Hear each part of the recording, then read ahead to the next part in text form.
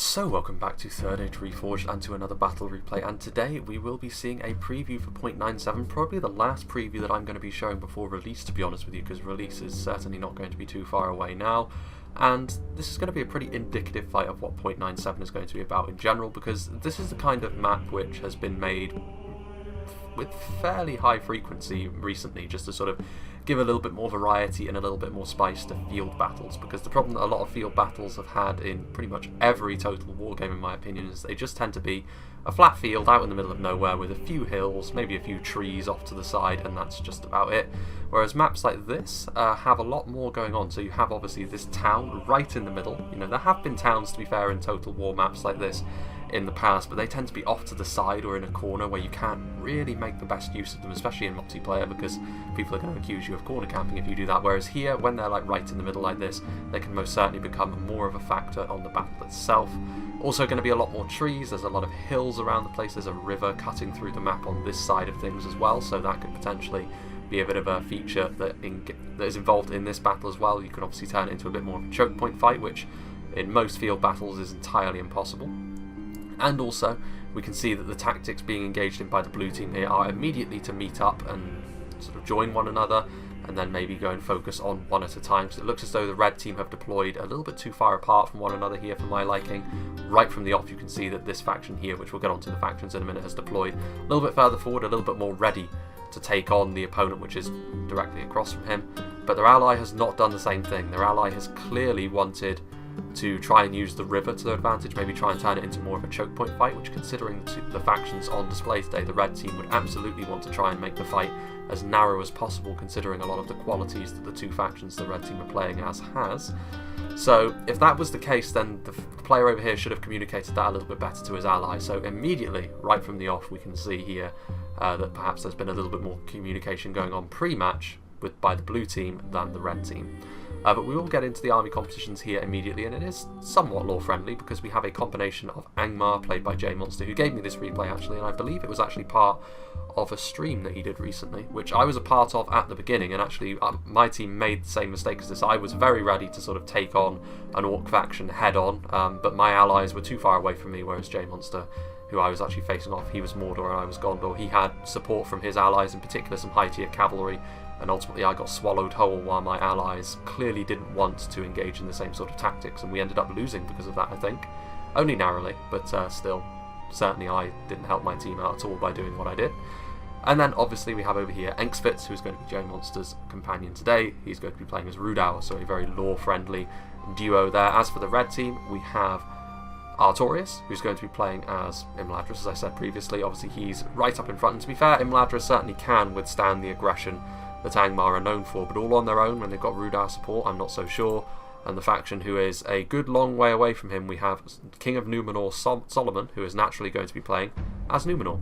We'll go through the blue team first of all, and seeing as we're over here, this certainly looks like the sort of village that you would find in Rudauer, to be honest with you. So we'll go through Rudauer first of all, played by Engsfitz.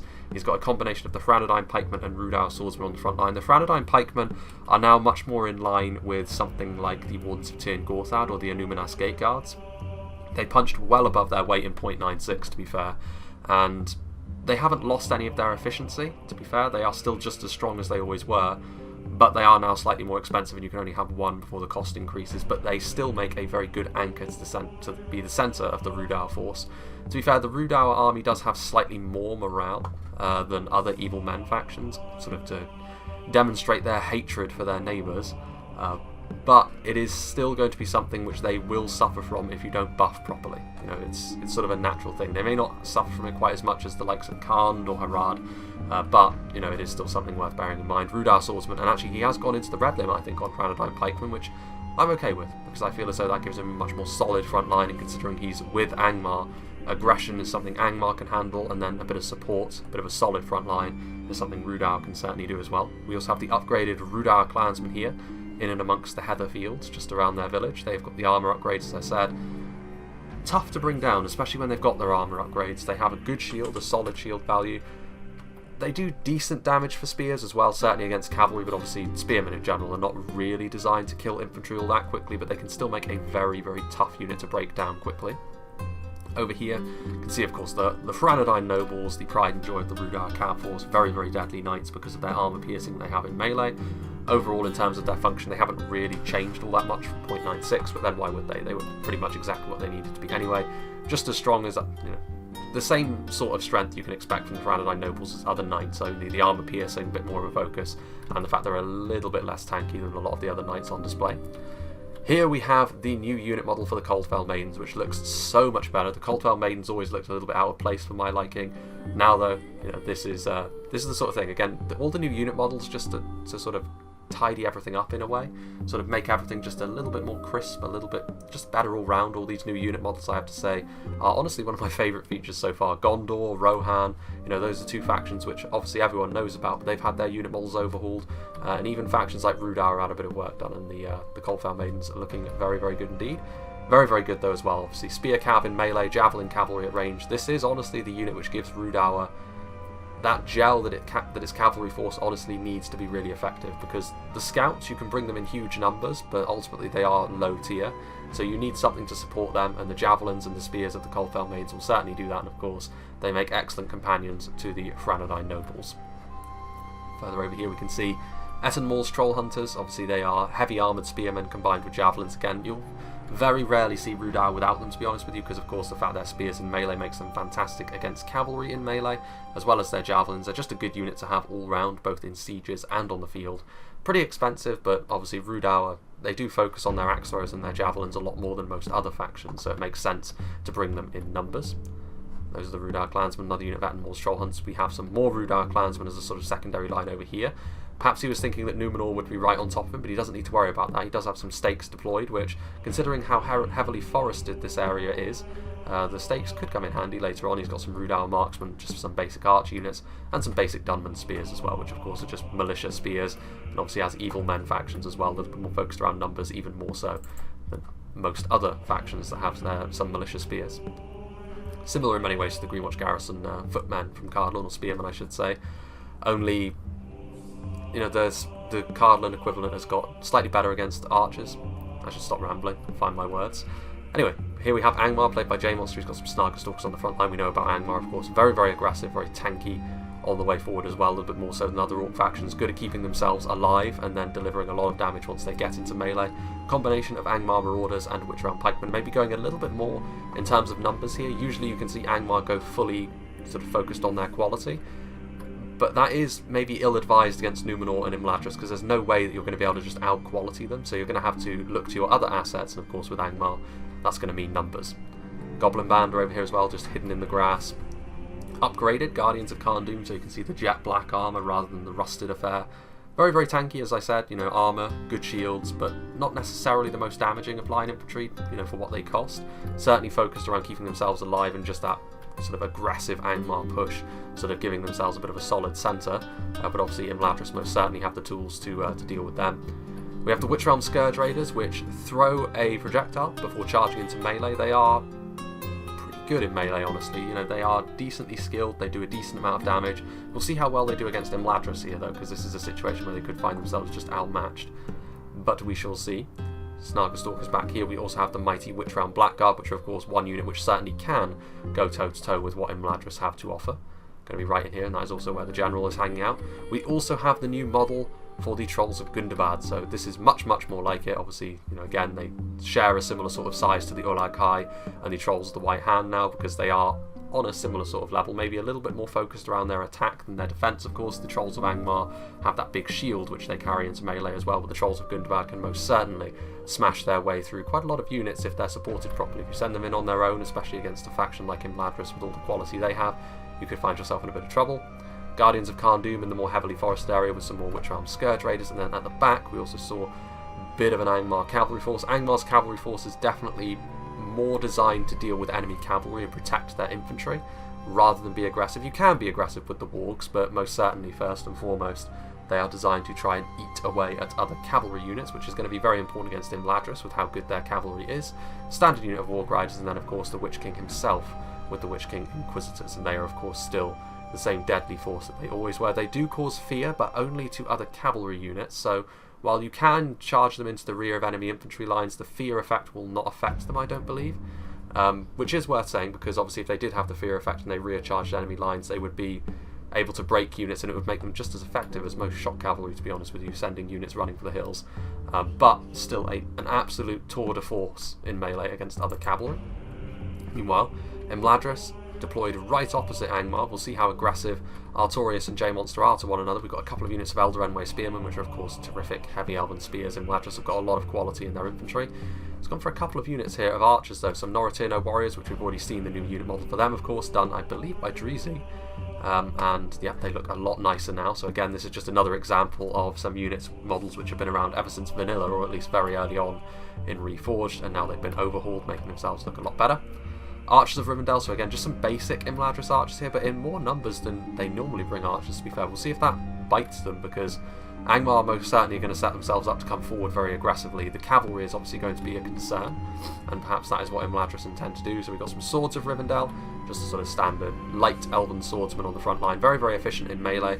Don't necessarily have the best armour values, but then they don't really need to. You know, it's not really what this unit is all about, and Imladris has their armour elsewhere.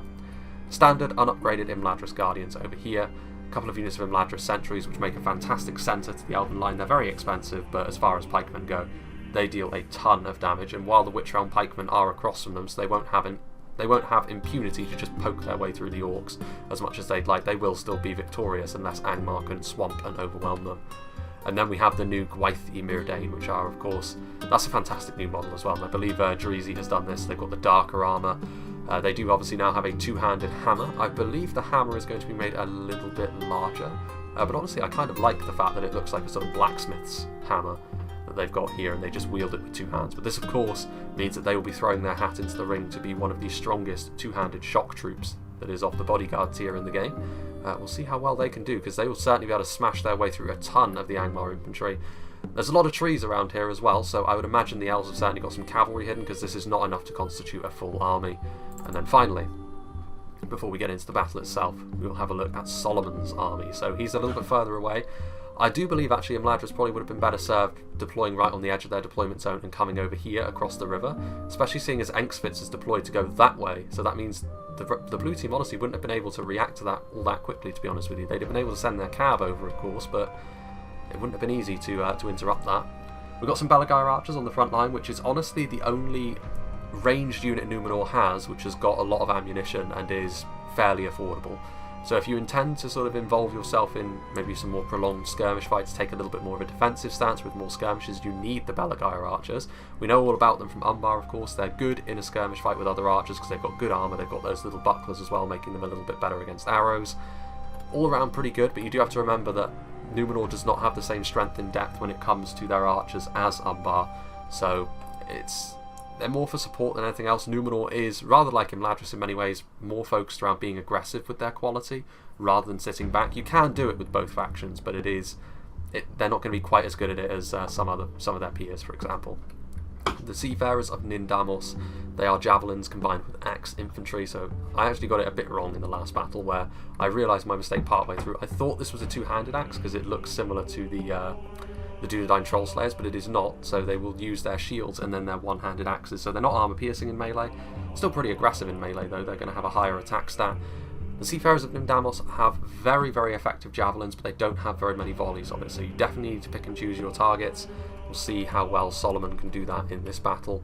Just in behind, we've got some Belagair pikemen, another unit they share with Umbar, of course. A very basic pike unit this, so Numenor may be trying to save some money to go for some more expensive units elsewhere.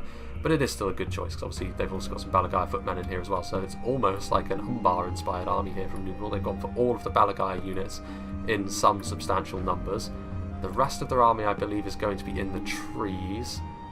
We do have their General's Bodyguard unit back here. No, we don't. This isn't the General's Bodyguard unit. This is the Naruna Sentinels, which is another one of those pike units which inspires the units around them. Bit of a morale battery, as well as obviously being very, very effective from the front. On a similar sort of level as the Imladris Sentries, honestly, but you can only have one, so that is a bit of a downside.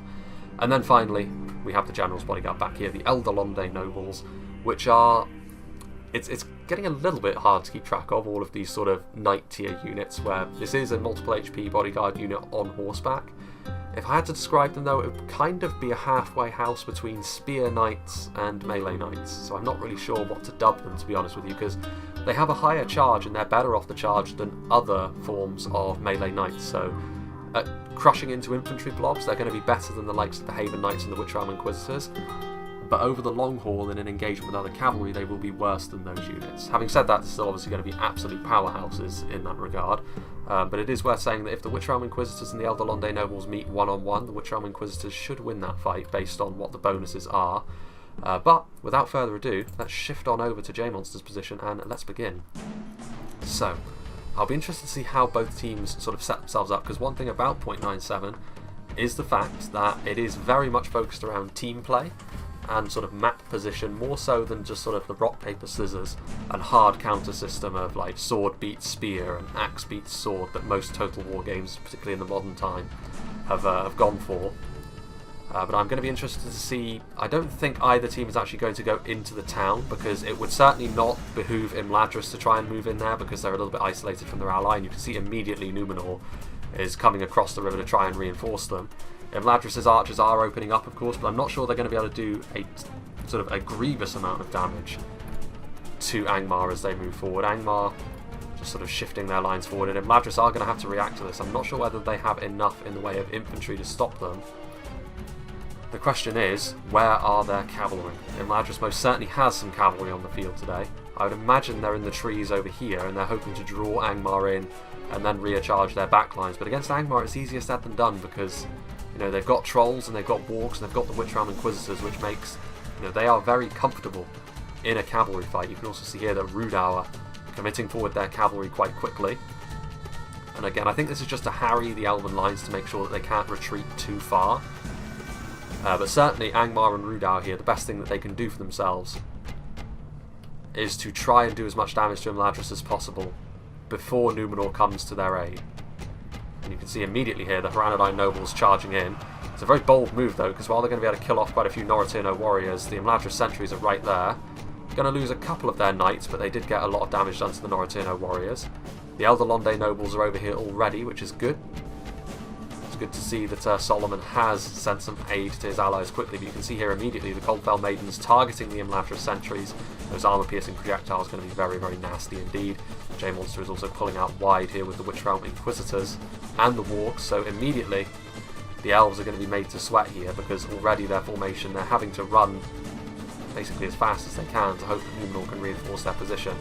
But already the poking and prodding from the Coldfell Maidens and the Haranadine nobles has already yielded some very nice results. The Imladris sentries are looking very worse for wear, and that was honestly the best force that the Elves had to really hold down the front line. Here's the Elven cavalry.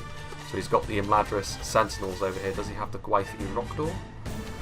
Mighty Elven Knights? I don't believe he does actually, which is an interesting omission, but maybe he felt as though it wasn't worth investing money into them because of the Witch Realm Inquisitors. Those are 2 units of spear cavalry though, very good Elven spear cavalry as well, so it's not going to be a walk in the park for Angmar. And their wargs are actually all the way over here, so the Inquisitors are isolated, to be honest with you. If they got completely surrounded and charged in the rear by the Imladris sentinels, it might be a bit dicey for the Witch Realm Inquisitors. At the very least, they'd come out of that looking very battered and bruised, which would be a big loss for Angmar, honestly. But the Warg Riders are coming in, they're still being aggressive, and still Imladris has got a few of these units which have been left sticking out, and yet more men are lost before these two factions have ever met up. So already Numenor and Imladris are on the back foot, purely because they started too far apart from one another. Imladris has been focused down a little bit, and they've lost a bit of manpower that they really didn't need to. Meanwhile, only one of the Imladris Sentinels units have turned around, so they are going to meet the Inquisitors head on, but one unit is just not going to be sufficient. And that wasn't a particularly good charge either, so the Imladris Sentinels are thoroughly outmatched one-on-one, but what they really want to be doing, the other unit kept running, they should have tried to recharge them, because if they got charged from both angles, could have been pretty dicey for the Inquisitors, but as it is, yet again, the Elves are hemorrhaging manpower, and they've got no one to blame but themselves, really. I mean, I know that things happen pretty quickly, and they're trying to micro their army to try and get away, and also now the Coldfell Maidens are coming over here in support of the Inquisitors, so this is most certainly going to be curtains for the Elven Cavalry Force. They're not going to be able to escape this. The Coldfell Maidens, of course, are spear cavalry themselves, nowhere near as good in melee, of course, as the Imladris Sentinels, but their javelins in support of a unit as good as the Inquisitors is going to be really nasty. Franadine Nobles are also coming over here as well with their armor-piercing Morning Stars. This is a big loss as well. They've already taken losses to their front line, which is going to be very important. Imladris' pikemen are so good at holding down the front line, they're already down a few men, or elves I should say. But now they're also losing their cavalry force, and 2 units of Imladris Sentinels is expensive, and they really haven't made too much of a dent in this Rudawa and Angmar cavalry force at all. Certainly not enough to make it worth it. And they're broken, so certainly early on here, the teamwork between Angmar and Rudawa has been much, much stronger than that of Imladris and Numenor. And what Imladris and Numenor need to do now is they need to try and make the engagement narrow, I think, because if they try and engage out here on the open field, it's going to be tough for them, because they've already lost a bit of their manpower. They had the quality advantage going into this, I would have said, just about, but they've lost a lot of their numbers, and now the sheer numbers that Angmar and Rudawa possess, with a ton of Dunman spears, Rudawa clansmen, Rudawa swordsmen, Angmar marauders, pikes all around, and it's not as if Angmar and Rudawa are completely without quality on foot either. They've still got the Blackguard in here, which is going to be super difficult to take care of. Rudawa swordsmen, they've got the Attenmore's troll hunters as well. Trolls are good for that.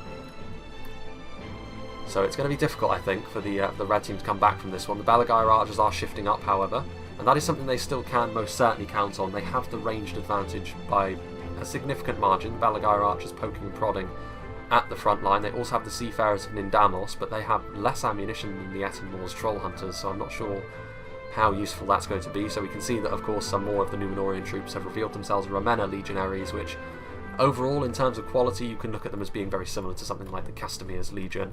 So very, very strong, but are there enough of them to turn this battle around? And another thing you've got to remember now is the cavalry that Rudawa and Angmar possess. Can the Red Alliance here prevent that cavalry from getting behind the lines and rear charging? Because a few good rear charges, especially from those Franadine nobles, Lance Knights have got such a devastating charge, that could be game over. So no more mistakes are really allowed for the red team here. Slowly but surely the Balaguer archers are going to be racking up a bit of damage though, but now, just as I was about to say, I think the red team, the blue team I should say, were waiting for their cavalry to come back over to support their advance. Cavalry is now here, and forward come Angmar leading the way with their marauders and their pikes and their guardians of Kharndoom, and doubtless Rudawa will follow them right on in with basically another wave of something very similar, a very basic sword and board unit with some tankier pikes. I think the Attenmore's troll hunters are going to be a very important unit as well. What have we got up here? Numenorian Shadow Guard, so this is something else which Numenor do have in Rangers, but Rangers, of course, you can't really use them to skirmish with other archers all that well, but they do have access to a Ranger unit, and they are on the hill, so I can't help but feel as though maybe they revealed themselves a little bit too soon. If they had revealed themselves when Angmar had fully engaged with the front line, they could have shot right along it, and that would have been really devastating, because I mean, Angmar marauders don't have the best armour. Witch-Realm pikemen don't have a shield. Could have done a lot of damage very quickly. They'd have been sticking out a little bit, but yeah, and here come the cavalry. This is going to be an issue. Just completely bypassing the unit of spears that was right there. The Dunman spearmen going to just engage from the front. The cavalry is now here, although they have charged right into a unit of Imladris sentries that was hiding, so that is the danger on a heavily forested map like this. And those Imladris sentries are going to butcher that Rudawa cavalry if they're not careful. There's another unit of Imladris sentries here as well, so they're certainly doing their best to defend their important units like their rangers. Balaguer archers have retreated a little bit. Sections of the front line are now engaging Angmar marauders. They're hopelessly outmatched by all these Balaguer units on the front line, however. You can see here, it does look as though what the red team are going to do is they're going to focus most of their strength on trying to take this hill and just send a token force to try and engage this front line over here, which is I very much approve of, because I do feel as though maybe the red team they've deployed everything quite evenly on their front line, but now you can see that perhaps more of the red team's strength is being concentrated over here. Coldfell maidens are routing, flying a little bit too close to the sun. They're trying to get in there amongst the archers, but they're just being skewered now by the Imladris sentries. The Elder Londe nobles are on their way over, so something a little bit more serious is going to be needed if the red team wants to keep up their cavalry assault there. Fortunately, they do have the Franadine nobles and the Witch-Realm Inquisitors. Speaking of Witch-Realm units, the Blackguard are coming in here to try and keep up the assault. You can see that there are javelins being thrown by the Seafarers of Nindamos, trying to maybe impact the manpower of the Witch-Realm Pikemen just a little bit. With the Blackguard on the front line, I think actually this is just, well, there are some Balagar pikemen in there. With pikes they'll be able to hold back the Witch-Realm Blackguard for a time, but they're so strong, the Witch-Realm Blackguard, that I think more is going to be needed. Some Swords of Rivendell over here. At this point, when they met up, I would almost be tempted to say maybe what they should have done is try to occupy the town, maybe make it a little bit more focused around a choke point. I feel as though that would have been better for them, because overall they are a little bit more quality focused, especially considering the losses of their cavalry.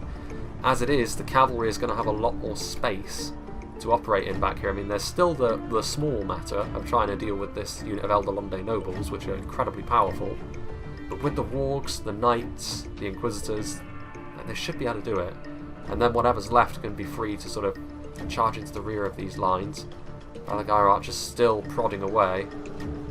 They are now moving their front line to try and encompass this a little bit more, seeing that the red team were focusing more and more over here. But look how many men, like, still a lot of red team forces, blue team forces I should say, to try and cut their way through. On the front line, all of these Balagar units, there's nothing wrong with the Balagar units, they're very serviceable, but I can't help but feel like the red team need a little bit more than serviceable, considering the early losses they took. Seafarers of Nindamos already out of ammunition, so already they're being committed to the front line. I can't help but feel as though maybe they're over-committing to this front line a little bit, because now a unit of Eldoranway Spearmen are also coming in here. I don't know. I feel as though maybe they should be a little bit more concerned about the fact that there is a bit of an overload happening on this side. The Witch-Realm Scourge Raiders, I think, have already thrown their projectile, and then they will charge into melee. But you can see that the red team are most certainly wrapping around this hill. The Warg Riders are over here. The Eldorlande nobles have peeled off a little bit. The Seafarers of Nindamos are actually retreating from the hill, so chaos is abound. Those Imladris sentries are trying to retreat a little bit, but there's really no point in that, because the archers are just going to be able to shuffle forward a little bit. You can also see here that there are some Etten Troll Hunters. This unit of Elven Infantry has certainly flown a little bit too close to the sun. Lost micro on them a little bit, I think, because they're pursuing this unit of already broken Angmar Marauders, and now they find themselves in the lion's jaws, really, because they're in and amongst the enemy lines. And while the Imladris Guardians can cut their way through an awful lot, a few volleys from the Etten Troll Hunters into their backs, and they're going to be, they're going to be pretty out on their ass, really. Rudar clansmen shuffling their way forward. Coldfell Maidens have returned, actually. Angmar Marauders are also over here. Still pushing forward on the hill. The Witch-Realm Scourge Raiders sort of resetting. It is kind of awkward to use these units which throw a projectile and then charge into melee. But the Witch-Realm Scourge Raiders could be used to very good effect here. There's a lot of pikes up here still on this hill. Let's go back up to maximum speed. The God Helene Ainawa. Another very strong unit from Imladris. Another very strong unit with regards to their archers. You can see there that they are firing their, I think those are their unique projectiles. They had the look of armor-piercing arrows, actually. I wonder if that's a change that's been made and I just missed. Remenna Legionaries are now pushing their way to the front line. Guardians of Khan Doom, usually such a solid unit on the front line, finding themselves outmatched by the elite forces of Numenor and Imladris. So all is not lost for the red team, because quality is paying dividends for them here. They're actually winning on this front. They're starting to wrap around. More Rudar reinforcements are coming forward, though. Franadine pikes, more Rudar swordsmen, but there are these Elven archers which are shooting up the line. It's a shame it's not a unit of rangers, because that would be wrecking some havoc right about now. Speaking of Franadine pikemen, they've also pushed their way to the front over here. Franadine pikes will be better than Belagar pikes as well, and considering the Imladris sentries are already mostly gone, they're actually trying to charge into the rear of the Angmar lines. That's not going to achieve too much with another unit of Guardians of Khan Doom on the way. Naru and Aru Sentinels pushing down the hill as well, so the red team trying to sort of close the jaws on this attack from the blue team. But the problem is the blue team has got so much over here still. And then there's a small matter of the cavalry, which I think now is going to come into its own. The Eldorlande nobles are getting too far away from their lines, I think. Witch-Realm Inquisitors taking a few losses there, as the Seafarers of Nindamos do get their volley off, but they do have to take the charge as well. Putting up a good fight here, the red team, considering things started off relatively poorly for them, but this is what I was worried about. Now the Wargs, the Angmar cavalry, the Rudar cavalry, it's just running roughshod over the back lines, and the red team need all of these ranged units to keep firing in, otherwise I do feel as though eventually they're going to fall apart. Remena Legionaries trying to hold down the front line, but you can see now the defeat seems certain, just more and more coming forward, and now here comes a real powerhouse of a unit. The Trolls of Gundabad just charging on in here. They've been saved up until now, and they do have the support of all the rest of the units on the front line, so they're not isolated, so they are going to be able to dish out their full effectiveness. They're going to be able to squash some Numenorians and some Elves. Really nice new model for them as well. They used to have that really low texture horn that they had, which looked a bit goofy, but now much more like it. Rudar Clansmen, Goblin Band, Angmar Marauders, none of these units are particularly strong, but they have combined their numbers and now they're overwhelming units like the Archers of Rivendell. And you can see now that things were looking pretty good over on this flank, but then some blue team reserves pushed their way forward, and now things are looking a little bit more rosy for them. The Elder Londe Nobles are coming back, but the Elder Londe Nobles as well, they've sort of abandoned their duty, as it were, to try and stop the Angmar and Rudauer cavalry. You can see now the Elder Enway Spearmen, they're pulling off the front line because they know they're about to get recharged by the Inquisitors. The Inquisitors, they may not cause fear to units on foot, but this is still a hammer and anvil strike from a strong unit of cavalry. Lancers or no, the mass is still going to do damage, and they were already wavering. Well, they were already shaken, I think, before they charged in there. Here come the Wargs as well, so yeah, this, I think, is the end of this battle, because now they're going to be able to recharge and they're going to be able to do grievous damage to what's left, and you can see there's already very little left of the front line. Angmar and Rudauer pushing forward in numbers. They've all but taken the hill as well. Very little resistance left up here. The Gwythi Myrdain are still in pretty high numbers, but they're pretty much the only unit on the red team that still has high numbers, to be honest with you. Noratirno Warriors completely surrounded again by just basic units like Clansmen and Marauders, but you know, it's all about positional play here at this point. They're surrounded, utterly outnumbered. Let's see over here. The men of Legionaries are still going to fight on, but we can see obviously by the frames that this battle doesn't have much left in it, and it is going to be overall a very well-deserved victory by the blue team. Angmar and Rudauer proving why they make such an effective partnership. Both of them complement each other very well. Both are aggressive factions, but both have got different tools. Angmar have got the more survivable infantry on the front, you would say. They've got more heavily armoured units, certainly. They also have stuff like Trolls, the Witch Realm Inquisitors, the Wargs. Rudauer, however, they bring javelins, axe throwers in abundance, on foot and on horseback, as well as having more lance-focused, more aggressive-focused cavalry. Both are capable of bringing numbers. Both have got their good expensive units as well. They really do offset each other very nicely, I would say.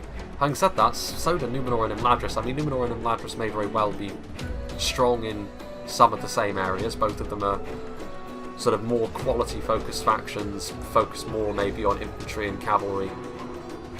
And, you know, maybe Numenor a little bit more around their ranged units, although in a very specific niche. But both are aggressive, both are quality-centric, both like to go about their warfare in the same way. So you could say that, yeah, I mean, they should work well together because they both want to do the same things, the same sort of things anyway. Like, to work well together, you don't necessarily need to be complete polar opposites. Like, you don't necessarily need to be like Rohan and then, I don't know, a faction with very limited cavalry. So, you know, let's just say Angmar for an example. You know, Rohan obviously very different because obviously horse archers, lancers, they can work very well together, but synergy doesn't necessarily have to mean you have to have every kind of unit on the field. You can just focus very specifically on one type of thing. And I do think Numenor and Imladris can do that.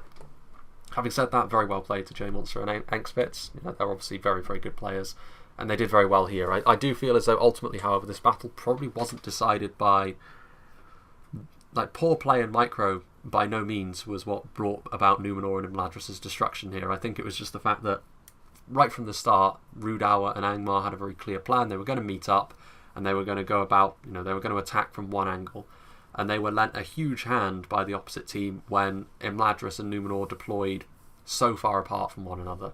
Because I do honestly feel as though the best move for Imladris and Numenor here would have been for Imladris to retreat across that river as quickly as possible. They still would have been harassed by the Rudauer cavalry in particular with the Coldfell Maidens, and then obviously you've got the Wargs and the Inquisitors.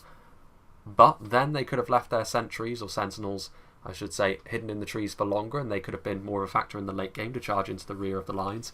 They could have also used the choke points of the river to their advantage, which certainly would have made the job of Rudauer and Angmar a lot more difficult, because here, clearly, You know, numbers was something which Rudawa and Angmar had in abundance over the other faction. So trying to make the engagement narrower would have been the thing here. Taking up position on the hill I think was a good idea, but I feel as though they revealed the Rangers just a little bit too soon.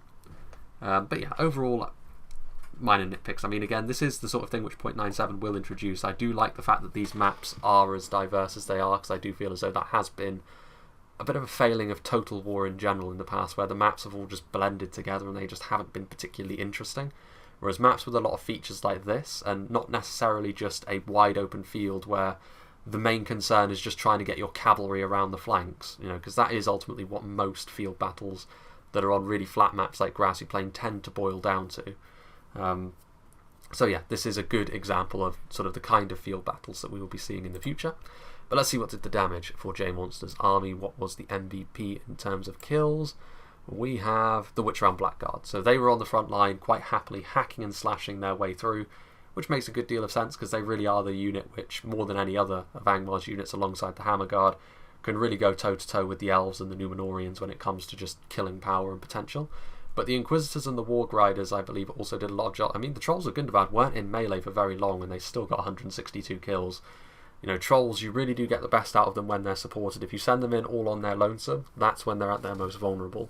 But here, they did a lot of damage very, very quickly, and obviously that front line was already struggling before the Trolls arrived. You know, not really the straw that broke the camel's back, more like the anvil that broke the camel's back.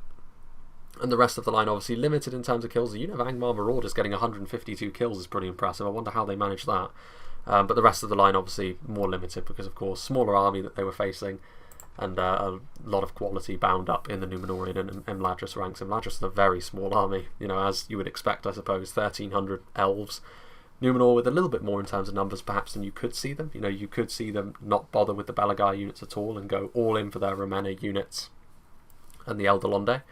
But yeah, overall, fantastic battle to behold, and obviously 0.97 is right around the corner. So a big thank you to J Monster for sending this one to me, actually.